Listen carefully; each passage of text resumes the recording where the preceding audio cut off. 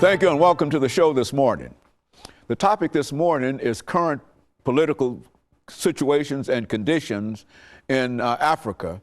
And we have with us to talk about some of the current political, social, and economic situations in Africa 2010, Dr. LMadu.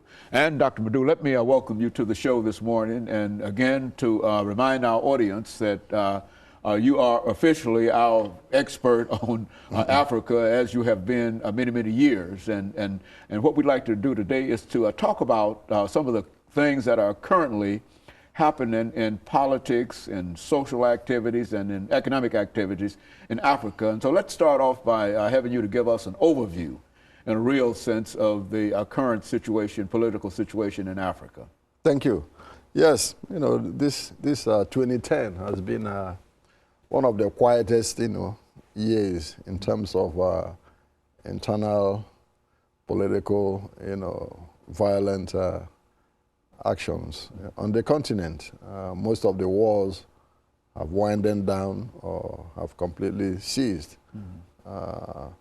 Angola is busy reconstructing, its country after 15 years of civil war between the Angolan government and UNITA. After Dr. Savimbi was killed in 2002, his group gave up fighting and brought an end to the conflict. The last African Nations Cup competition was held in Luanda, Angola, to show that the country is recovering. In Mozambique, after a long strife, the country is also rebuilding. Has one of the fastest growing economies in Africa now. I think 5.3% growth in its economy, pursuing the democratic, form of government.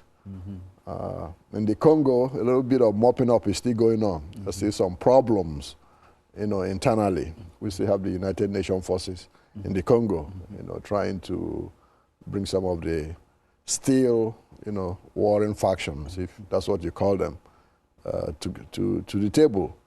But as we know, most of those still creating the problem in the Congo are nothing but what you call bandits, really, without any political ideology, just to terrorize people. Of course, Liberia is at peace now, after Charles Taylor went to exile in Nigeria, from where he was sent to The Hague, to be tried for war crimes. Sierra Leone is gradually rebuilding too, after the almost 10 years of civil strife, making a lot of progress. On the Uganda-Sudan border, you have what you call the Lord's Resistance Army. It's a group of criminals, really, who are busy raping and maiming and slaughtering people. They are opposed to the government of President Museveni in Uganda. But after half of them were thrown out of the country, driven away by the Ugandan troops, now they've settled in some parts of southern Sudan. That's already having their own problems. Yeah, terrorizing people and maiming and burning and looting and raping, it. And of course, the question of southern Sudan. Since they signed that agreement in 2005, the country, the province is kind of quiet now, waiting for the referendum in, next year, January 9th, when they will decide if they're gonna be part of Sudan or have, their own separate government. Burundi is quiet now, after years of conflict between the Hutus and the Tutsis. The same with Rwanda. It's kind of peaceful now after the genocide and efforts to reconcile and rehabilitate the country. In terms of some of the economies, some of the countries have posted considerable gains. Botswana is doing very well. It's a place for people to go and invest. The economy is growing at an astronomical rate. And it's also a quiet and peaceful country. Swaziland is quiet and peaceful, good place to invest. Lesotho is also quiet and peaceful. Mauritius, another good place to invest. It's quiet, peaceful. Ghana, of course, has been doing very well economically.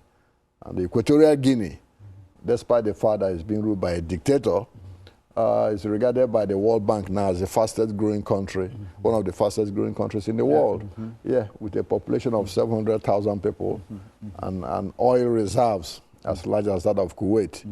You know, so there's some prosperity going on despite all the negative, you know, information concerning As a matter the of fact, continent. I think you might say, Dr. LMadu, as we wind down for this first commercial break, that this simply represents the best report that we might get on Africa over the last 8 or 10 years. That's correct. And of course, we'll Absolutely. continue this after this short commercial break.